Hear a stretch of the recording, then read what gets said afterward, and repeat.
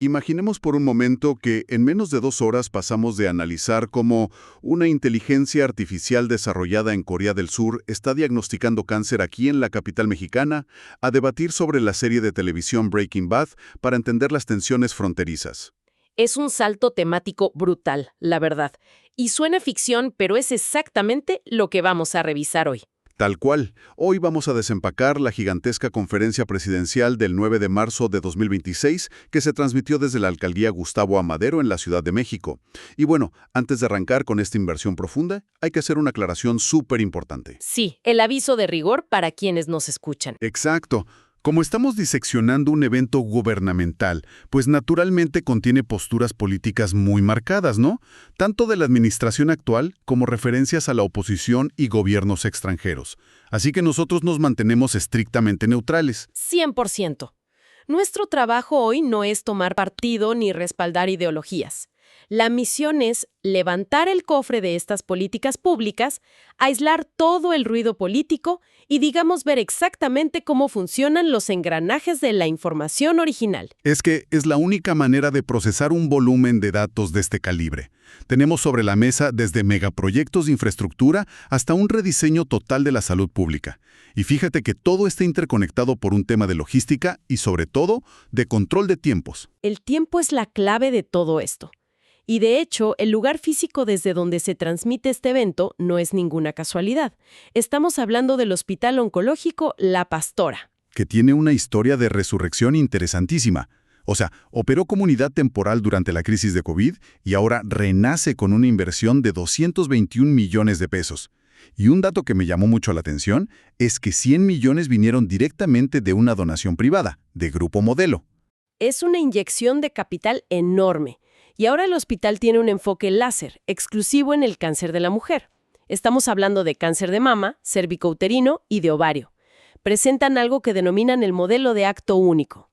A ver, vamos a desempacar esto del acto único, porque cuando revisamos los tiempos de respuesta de este modelo, parece un sistema de control de tráfico aéreo, pero diseñado exclusivamente para ganarle días al cáncer. Es que es un intento por desarmar el cuello de botella más letal que existe en la oncología a nivel mundial.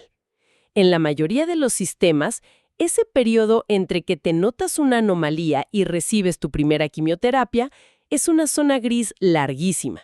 Sí, donde se pierden meses vitales, lamentablemente. Exactamente. El modelo aquí busca comprimir esa ventana a un máximo de 30 días. Funciona así. Día 0, se agenda la cita. Día 1 se hace la mastografía y, ojo aquí, si hay sospecha clínica, ese mismísimo día se hace la biopsia. Nada de, regrese en un mes a ver si tenemos espacio en la agenda. Nada. Cero burocracia en ese sentido. Para el día 14, los resultados de patología tienen que estar listos sí o sí. Y para el día 30, a más tardar, la paciente ya está en una silla iniciando su tratamiento. Es una coreografía logística brutal, la verdad. Pero espérame, aquí es donde las matemáticas me hacen ruido. Porque la demanda en la zona metropolitana ronda las 500,000 mujeres al año. Es muchísima gente. O sea, ningún hospital físico, por más eficiente o moderno que sea, soporta esa presión si 500,000 de personas llegan a tocar la puerta. El embudo colapsaría en la primera semana. Entonces, ¿cómo aseguran que este modelo no se asfixie? Lo fascinante aquí es que la clave es que no todas van a La Pastora. El hospital es solo, digamos, el núcleo de una red descentralizada. Para evitar el colapso que mencionas, están desplegando dispositivos portátiles de detección en 142 centros de salud comunitarios por toda la ciudad. Ah, o sea que acercan el equipo a los barrios. Exacto. Y son equipos del tamaño de un maletín pequeño que además no emiten radiación y no requieren comprimir el tejido. Esto es clave porque elimina el dolor físico que muchas veces aleja a las mujeres de los estudios preventivos. Claro, el miedo al estudio en sí mismo. Y me imagino que toda esa información que capturan en los centros de salud se va directamente a la nube. 100% a la nube. Y ahí es donde entra la inteligencia artificial surcoreana que mencionabas al principio. El software procesa las imágenes en segundos buscando patrones microscópicos que el ojo humano podría pasar por alto. Pero a ver, la IA no diagnostica por sí sola, ¿o sí? No, el algoritmo no toma la decisión final. Actúa como un filtro de súper alta velocidad. Clasifica los casos y subraya las anomalías para que los radiólogos humanos enfoquen su tiempo únicamente en los estudios sospechosos. O sea, mueven los datos a la velocidad de la luz, no a las pacientes en el tráfico de la ciudad. Es una frase perfecta. Y los datos muestran que esta combinación de IA más el especialista humano detecta muchísimos más casos tempranos que un comité médico trabajando solo sin la herramienta. Y fíjate que cuando la paciente finalmente sí requiere ir al hospital físico, el enfoque cambia. Hay un detalle en los protocolos de la pastora que me pareció sumamente humano. Implementaron algo llamado ventanas de sueño protegidas. Un concepto que debería ser regla en todos lados. Totalmente. O sea, por política del hospital, está prohibido despertar a las pacientes de madrugada para tomarles la presión o hacer rutinas médicas, a menos que sea una emergencia absoluta. Lo cual tiene una lógica médica profundísima. Interrumpir el sueño profundo dispara los niveles de cortisol, que es la hormona del estrés, y en un paciente oncológico, el estrés crónico acelera la pérdida de masa muscular. Y perder músculo complica drásticamente cómo toleran las quimioterapias, claro. ¡Exacto! Es una cascada de problemas. Además, fíjate que rediseñaron los menús con nutriólogos para eliminar la clásica y deprimente gelatina de hospital. Ahora ofrecen comida que realmente fortalezca el sistema inmunológico. Es tratar de inyectarle dignidad a un proceso que de por sí ya es demoledor. Y bueno, de este enfoque tan clínico y centrado en el cuerpo de la mujer, la fuente nos lleva inevitablemente a la realidad social. Es un puente directo con las movilizaciones del mes de la mujer, el 8 de marzo, el 8M. Sí, un tema ineludible.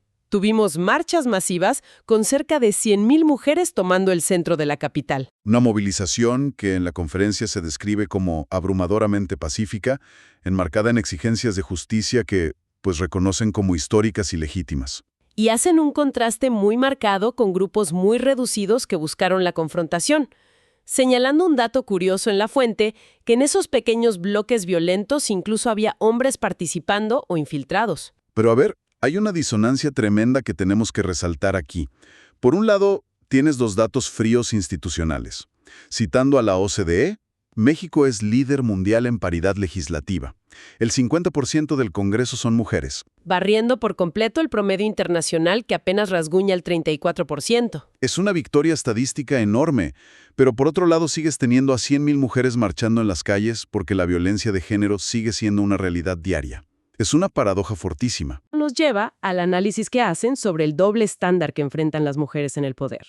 Uf, el escrutinio es otro nivel. Totalmente. En la conferencia se reflexiona cómo a una mujer en un cargo ejecutivo se le exige el doble de resultados, pero, a la vez, se le critica por cosas superficiales como su tono de voz, su ropa o si tiene carácter o no, aspectos por los que a un hombre jamás se le juzgaría en un análisis político. Y para ilustrar cómo se rompen estos techos de cristal, hacen un homenaje inédito a las mujeres de las Fuerzas Armadas. O sea, pongamos esto en perspectiva histórica. Hace apenas 40 años no había mujeres en el ejército fuera del área de enfermería. Ni pensarlo en áreas operativas. Y hoy ya se vislumbra el camino para que tengamos a las primeras generalas de división en la historia del país. Y en este contexto, hay un mensaje muy frontal. Se critica a las corrientes de derecha por considerar históricamente los derechos como si fueran privilegios. Sí, señalan que tratar derechos básicos a la salud o al voto como privilegios exclusivos ignora la realidad de la mujer obrera o indígena. Y bueno, hablando de derechos y realidades manipuladas, si la tecnología ayuda a diagnosticar tumores como vimos con la pastora, también tiene un lado oscuro. Uy, sí. Pasamos de curar cuerpos a, digamos, infectar la opinión pública. Entramos al tema de la infodemia y la regulación de la inteligencia artificial. Que ya no es solo un problema de cuentas anónimas o bots. En la conferencia lo abordan casi como un tema de seguridad nacional. Expusieron casos de desinformación recientes con un impacto tremendo. Hubo dos ejemplos súper concretos. Primero, rumores infundados sobre una supuesta hospitalización del expresidente López Obrador, difundidos por un periodista con audiencia masiva. Y segundo, imágenes falsas generadas por IA de aviones quemándose en pistas de Jalisco. Y el problema con esas imágenes hiperrealistas es que afectan la percepción extranjera de México.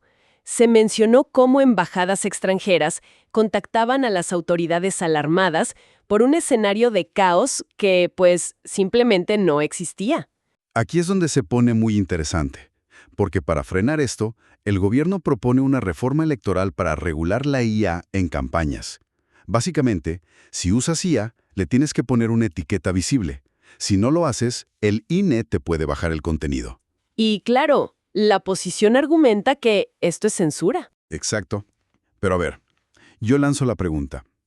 ¿Exigir que una imagen generada por computadora tenga una etiqueta es censura o es simplemente el equivalente digital a ponerle los sellos de exceso de azúcares a unas galletas para que el consumidor sepa qué se está comiendo? Es una gran analogía. No te prohíben usar la IA, te exigen transparencia para no engañar al votante. Y se cita una encuesta donde más del 80% de la gente apoya estas medidas, junto con otras como reducir fondos a partidos y prohibir el nepotismo. Reglas nuevas para un juego nuevo. Y hablando de reglas y fronteras, cruzamos al tema de la geopolítica. La relación con Estados Unidos ocupó un bloque muy denso.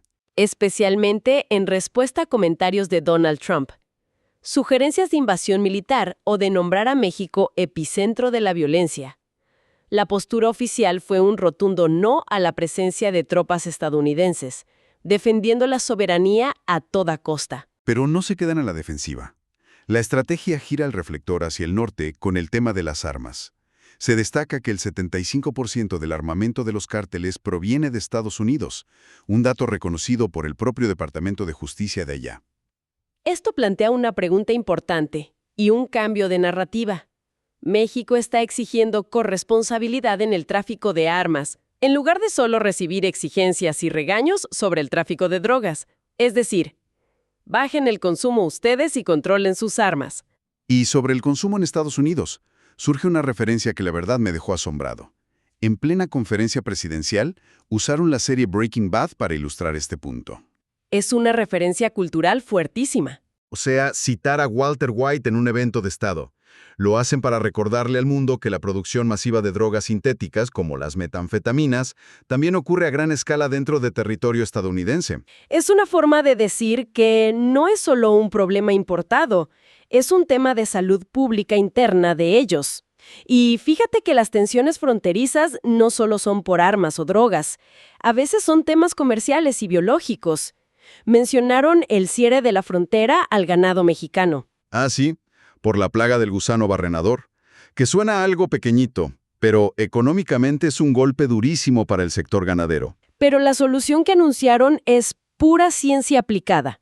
Una fábrica de moscas estériles en Chiapas que va a abrir en 2 meses para erradicar la plaga. A ver, entonces crían millones de moscas, las esterilizan y las sueltan para que al aparearse, la plaga colapse poblacionalmente. Es control biológico de primer nivel. Exactamente, sin usar pesticidas a lo loco. Y bueno, de las exportaciones ganaderas aterrizamos en la economía de todos los días, en los precios locales y en cómo nos preparamos para el reflector mundial. Entonces, ¿qué significa todo esto al final del día para la gente? Entramos al reporte de Profeco. Destacan que la gasolina regular está por debajo de los 24 pesos gracias al mecanismo del IPS, que básicamente absorbe la volatilidad internacional del petróleo. Sí, un amortiguador fiscal. Y también hablaron de la vigilancia de precios por la cuaresma, asegurando pescado a menos de 110 pesos el kilo. Y un estudio de chocolates bien revelador. Fíjate que el chocolate del bienestar cumple con todo, pero marcas extranjeras de supuesto superlujo como Lindt fallan gravemente en las normas de etiquetado, o sea, un engaño al consumidor en toda regla. Y mientras Profeco cuida los precios, vemos una inversión récord en la Ciudad de México, 55% más en obra pública. Destacan el cablebús y obras en la propia alcaldía Gustavo A. Madero. Megaproyectos por todos lados. En Cancún, el puente Nichupté ya está en pruebas de carga para abrir en abril. Y, por cierto, desmienten rumores de cancelaciones hoteleras por guerras internacionales. Afirman que los hoteles en la Riviera Maya están llenos de Spring Breakers. Y toda esta infraestructura nos prepara para el gran evento de 2026, el Mundial de Fútbol, pero con un enfoque que llamaron Mundial Social. Sí, la construcción de 500 canchas de fútbol comunitarias, pero el detalle de ingeniería es lo que destaco. Como el Mundial es en época de lluvias, están construyendo un gigantesco jardín de lluvia alrededor del estadio para captar el agua y evitar inundaciones masivas. Es una obra hidráulica necesaria para que el evento no se convierta en un desastre logístico pasado por agua. Bueno, el tiempo se nos va volando. Siguiendo este ritmo súper ágil, ¿qué te parece si hacemos un resumen rápido? Tipo presentadores de noticiero matutino para dar los titulares finales a nuestra audiencia. Me parece perfecto. Vamos con el resumen. En salud, la inteligencia artificial y la garantía de 30 días prometen revolucionar por completo la atención al cáncer de la mujer mediante el modelo de acto único. En política, vemos un frente unido gubernamental contra la desinformación digital, exigiendo etiquetas a la IA y una postura diplomática súper firme ante presiones fronterizas, exigiendo frenar el tráfico de armas. Y en economía, tenemos gasolina estable, puentes resistiendo pruebas de carga y la capital preparándose con infraestructura ecológica para un mundial en plena temporada de lluvias. Ahí están los titulares. Pero antes de irnos, fíjate que nos quedó un dato fascinante en el tintero, casi al cierre de la conferencia sobre geopolítica e historia. Es la cápsula histórica sobre la hermandad México y Cuba lo que enmarcan dentro del humanismo mexicano. Un dato bellísimo. Benito Juárez reconoció la independencia cubana en 1868. O sea, hace más de 150 años. Exacto. Y generales cubanos como Pedro Ampudia cruzaron a México para ayudarnos a forjar el país en nuestras propias batallas. Es una historia de diplomacia con raíces de más de 500 años si sumamos todos los lazos culturales.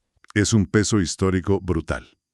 Y creo que la pregunta provocativa que le dejamos a quienes nos escuchan hoy para que la mastiquen es justamente esa. ¿Cómo va a moldear ese profundo peso histórico las futuras relaciones de México en un mundo que cada vez está más polarizado y que nos exige tomar bandos? Una excelente reflexión para cerrar. No podemos entender las políticas de hoy sin esa memoria histórica. Totalmente de acuerdo. Muchísimas gracias por acompañarnos en este recorrido por la conferencia. Ha sido una inmersión profunda, fascinante. Nos escuchamos en el próximo análisis.